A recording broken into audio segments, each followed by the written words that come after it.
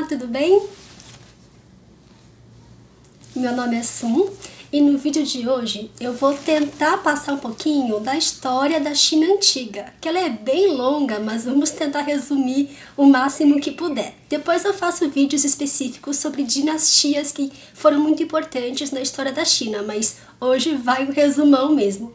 As dinastias, elas são uma sequência de reis e rainhas de uma mesma família que se sucedem no poder. Então, por exemplo, cada dinastia que eu apresentar aqui são sequências de reis, sequências de imperadores que ganharam o poder de forma hereditária, né? Passou de pai para o filho, ou passou de irmão para irmão, mas tudo girando dentro de uma mesma família. Isso é uma dinastia, tá?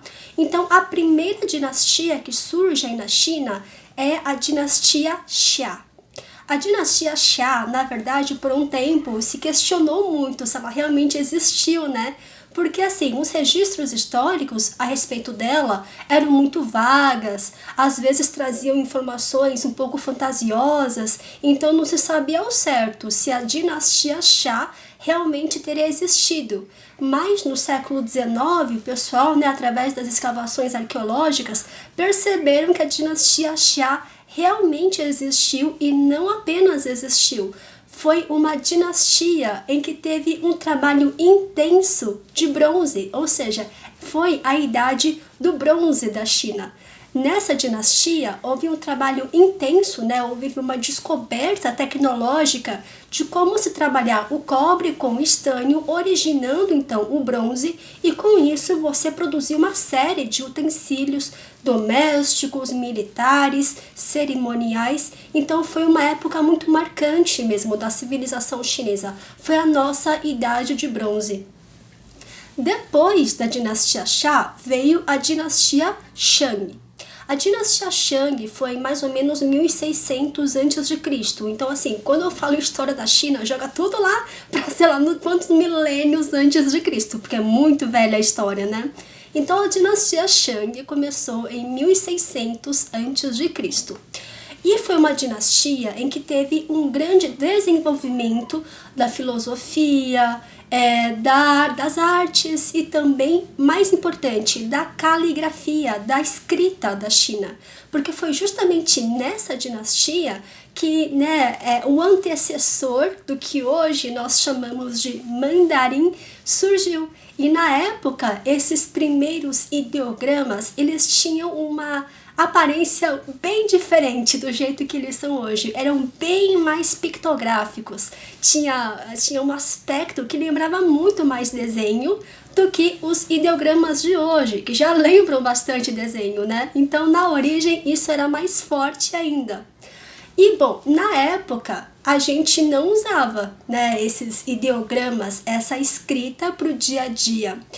Esse tipo de escrita, na origem, servia para adivinhações, servia de oráculo. E como é que o pessoal fazia isso? Isso era chamado de jiagu. O que o pessoal fazia? O pessoal pegava ossos bovinos ou até cascos de tartaruga e aí pegava um estilete de bronze e fazia marcações nesses ossos, nesses cascos, com os ideogramas.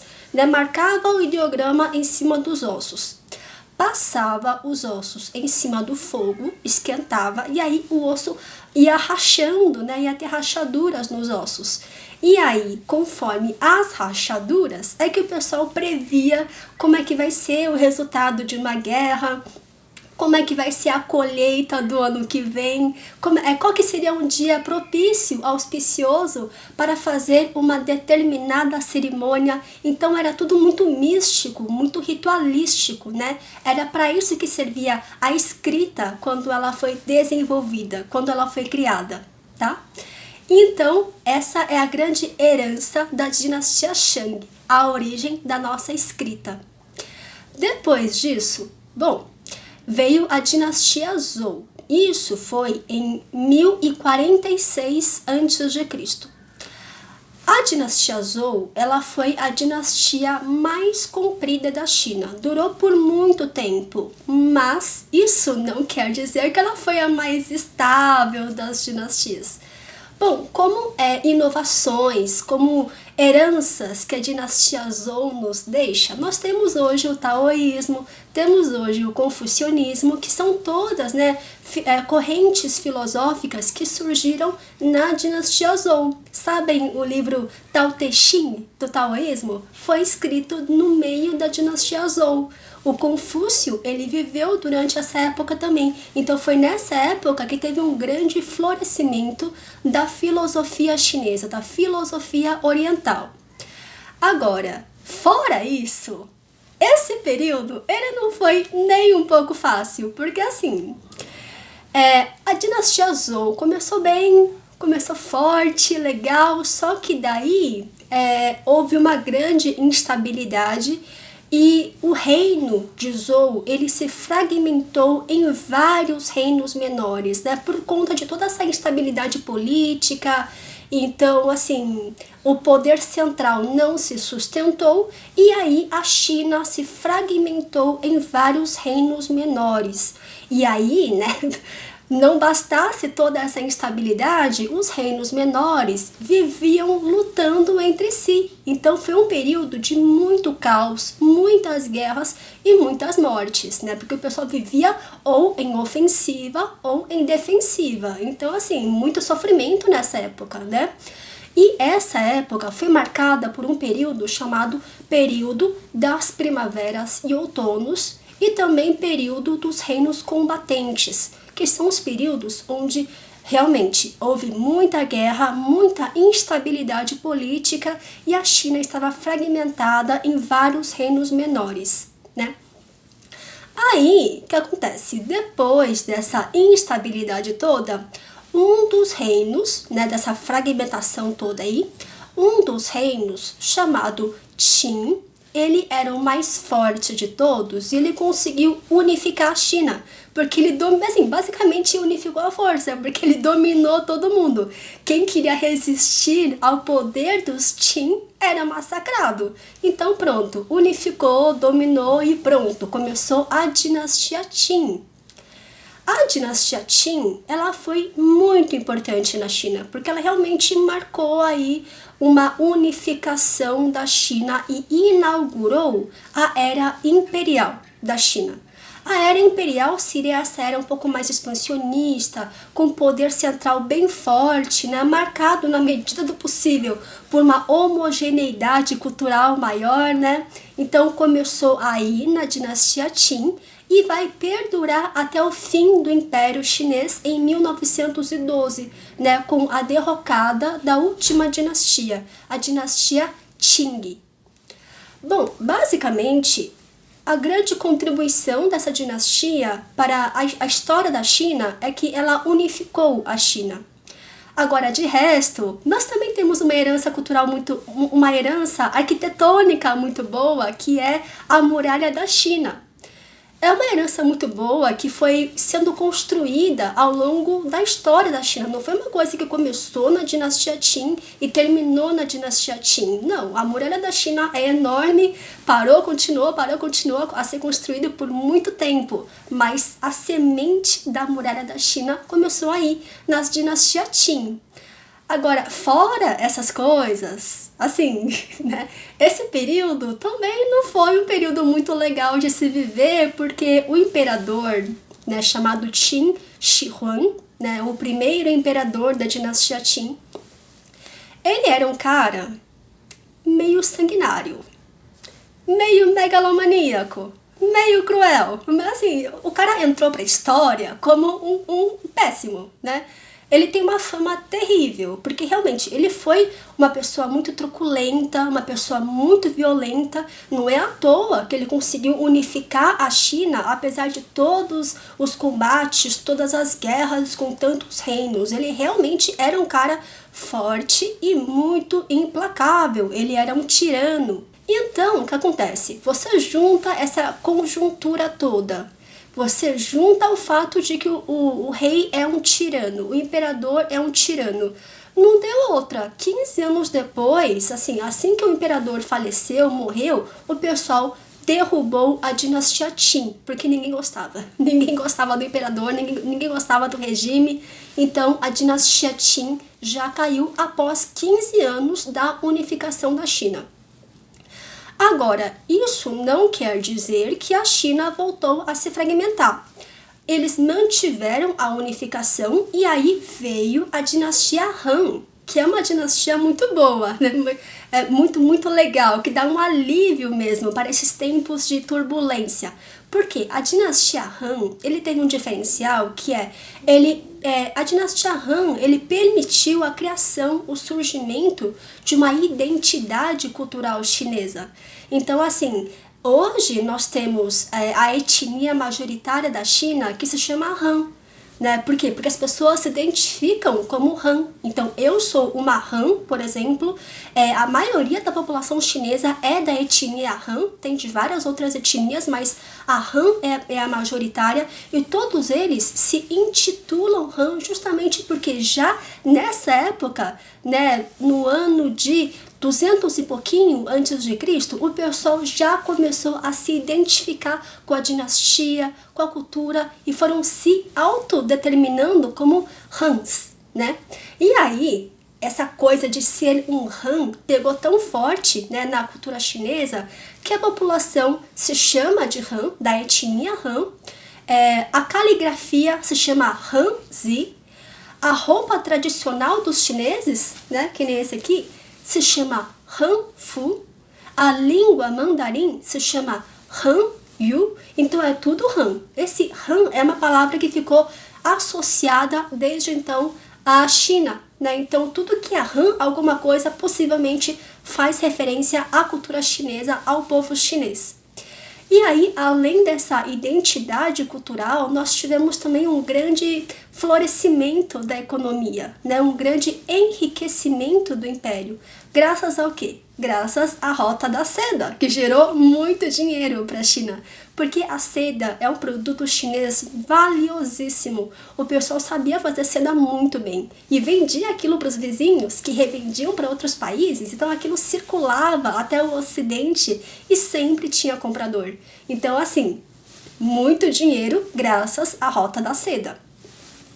Aí depois, além disso, nós tivemos também um grande incentivo à filosofia confucionista, né? O confucionismo, ele virou a filosofia, a corrente principal, oficial do reino, né, do império.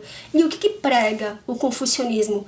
Prega a ordem, o racionalismo, a disciplina, a hierarquia, a submissão ao poder central, né, a autoridade. Então você junta todos esses fatores, né, que é a identidade cultural, a prosperidade econômica e a filosofia social de submissão e respeito à autoridade, e aí você tem como resultado um período de grande pacificação no império. Não havia muitas revoltas, né, então internamente estava pacificado, né, então realmente a dinastia Han é uma dinastia que foi considerada uma idade de ouro, uma era de ouro da história da China.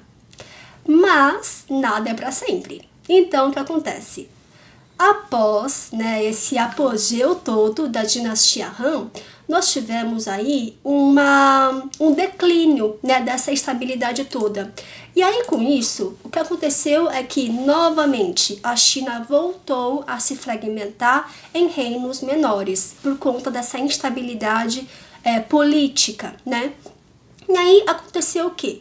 Bom, com essa nova fragmentação, a China se dividiu em 3 reinos. Aí, esses 3 reinos depois conseguiram ser unificados sob a dinastia Qin, mas a dinastia Qin também não conseguiu segurar as pontas por muito tempo, e aí houve uma nova fragmentação. E aí, nessa fragmentação, a China se dividiu em 16 reinos. E aí, os 16 reinos, eles tentaram uma unificação, que assim, foi uma unificação parcial, né? Deu certo em termos. Por quê? Foi possível você criar um reino ao norte e um reino ao sul, mas uma unificação completa não foi possível. E aí esse período ficou conhecido como o período das dinastias norte e sul, porque havia uma dinastia ao norte e outra dinastia ao sul. Aí depois, a dinastia Sui, isso em 581 já, né, depois de Cristo, eles conseguiram unificar a China novamente, mas a dinastia Sui era uma dinastia um pouco fraca, ela não conseguiu aguentar muito tempo, né? Então logo em seguida chegou uma nova dinastia, que é a dinastia Tang. A dinastia Tang, ela foi muito boa, né? Assim como a dinastia Han, a dinastia Tang foi uma nova era de ouro para a China. Então, novamente, culturalmente, grandes avanços, no campo artístico, muitas pinturas, no campo da literatura, teve muitas poesias, né? E tudo isso nós herdamos hoje, né? Tanto que hoje, por exemplo, uma criança na escola, ela aprende sobre os poemas da dinastia Tang, que a gente chama de Tang Xi. Aí, o que acontece? Nada é para sempre. Então, novamente, a China, ao fim da dinastia Tang, novamente houve uma fragmentação. Novamente houve uma ruptura de poderes, e aí o pessoal se dividiu mais uma vez, e esse período ficou conhecido como o período das 5 dinastias e 10 reinos. Aí depois dessa fragmentação, o pessoal conseguiu unificar novamente. E quem fez isso? Dinastia Song. A dinastia Song, ela conseguiu então fazer essa unificação, e foi uma época muito boa em termos de tecnologia, porque assim, a China, ela é uma civilização muito antiga e ela criou muitas coisas. Ela propiciou muitos inventos, inventou muitas coisas, né? Então foi justamente nessa época da dinastia Song que o pessoal inventou a bússola, inventou a pólvora, né? Criou a fórmula da pólvora, né? Criou dinheiro em papel, criou instrumentos para observação astronômica. Então, assim, teve um salto tecnológico, isso foi muito bom. Só que depois nós tivemos um outro problema, que é a invasão mongol. Então, aí surgiu a dinastia Yuan em 1271, que é uma dinastia marcada pelo domínio mongol na China, porque os mongóis conseguiram invadir a China e agora pronto, o país é deles, o império é deles, né? E aí quem que foi o líder da China durante esse período? O mongol Kublai Khan. Né? O Kublai Khan, ele foi o imperador da China durante o período da dinastia Yuan. E uma curiosidade dessa dinastia é que foi justamente nessa época que chegou o Marco Polo, né? Então tem até aquele seriado Marco Polo, né? Então, é o Kublai Khan e o Marco Polo, né? Só que, bom, para todos os efeitos, eles são mongóis, eles não são Hans, né? Então a população não ficou satisfeita em ter um mongol no poder, um estrangeiro no poder.